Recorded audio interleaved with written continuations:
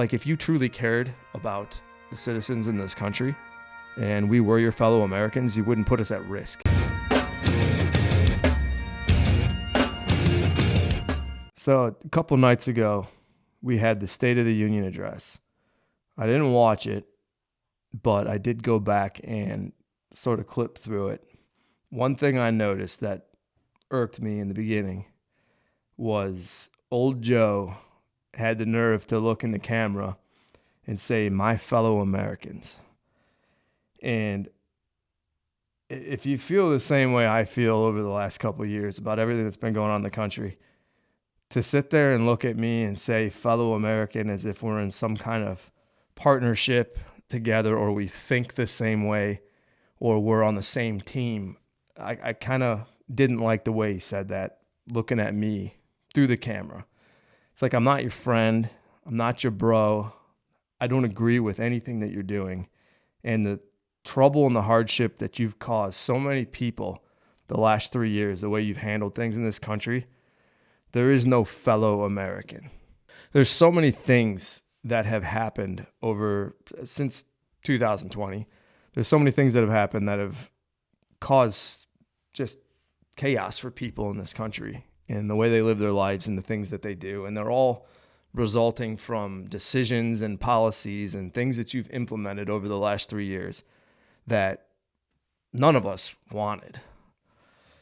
I go back to the vaccine and forcing people to take vaccines, and then if they don't, they're going to lose their job. There's financial penalties for companies that don't implement it. And then today we announced, or yesterday, whatever day it was, just recently announced that COVID's the flu and we just treat it like the flu now. And it's like there was so much hardship and loss that came about from people who made choices not to take the vaccine simply because they looked at the data behind it, and then they lost their job. They got kicked out of the military. Whatever it was that happened for not doing something you said we had to do, we now don't have to do it anymore. But there were so many repercussions to not doing it back then. And I look at the financial hardships. I mean, we talk about every day, top or whatever, middle out, bottom up, rebuilding this economy. He loves to say that. And the people that are hurting the most in this country right now are the middle out and the bottom up. A couple years ago, there was a debate that occurred with the guy that everybody loves to hate for no reason. And you told us that you're going to give us peace, love, and unity. And we just accentuated the unity part. It was going to happen. This whole country was going to just be nothing but sunshine, rainbows, and flowers, and happy. And that you were going to do that for us. And we all know you're full of shit. And that wasn't going to happen. But all that has happened since then is pure division, from race to gender to sex to vaccine, masks, anything and everything that we could wedge in between the two sides of America who would live in harmony if they didn't have you here.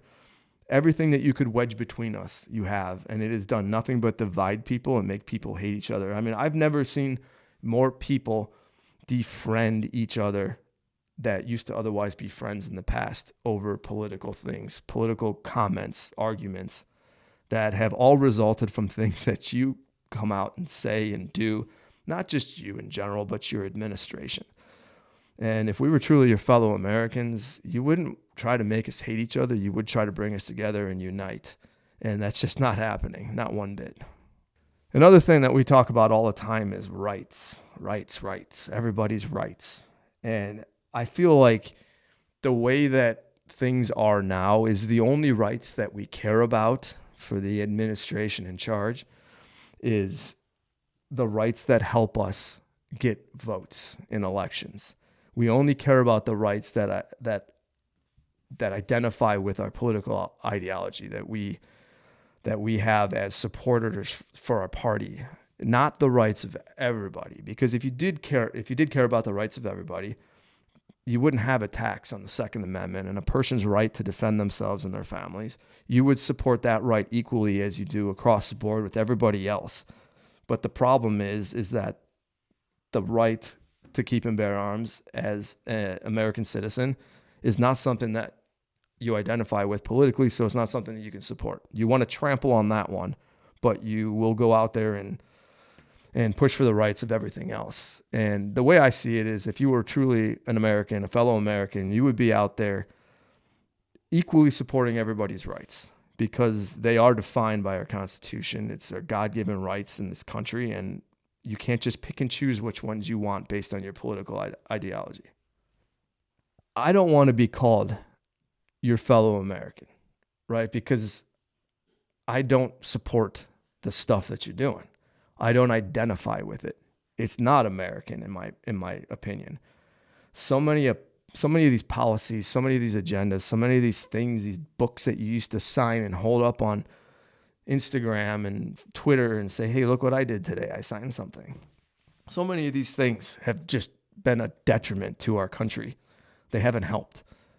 Everybody's mad. Everybody hates each other.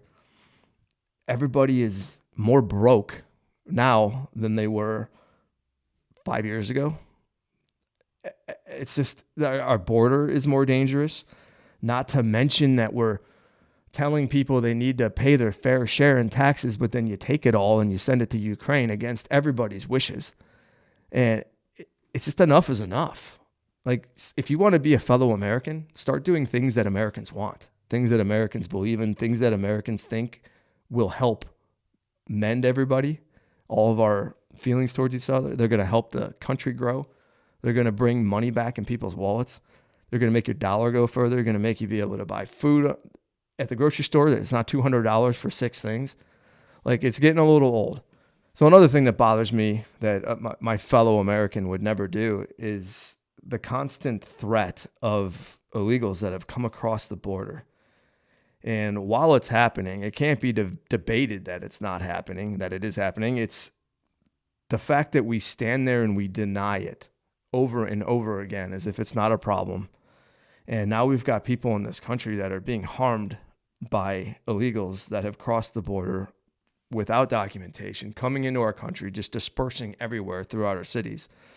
And you've got places in Chicago that are kicking kids out of school to put illegal immigrants into schools to house them. It's happening in New York. And you've got citizens that are starting to speak up about it, but it's like the denial is just there and there and there. It's over and over again, constantly. Press conferences, State of the Unions, the press secretaries. And I don't think, like, if you truly cared about the citizens in this country and we were your fellow Americans, you wouldn't put us at risk. Let us know what you think. I want to know what you think. Do you feel the same way? Did it bother you? Was it something that you did not even think about it? It didn't even come to mind until you saw this maybe?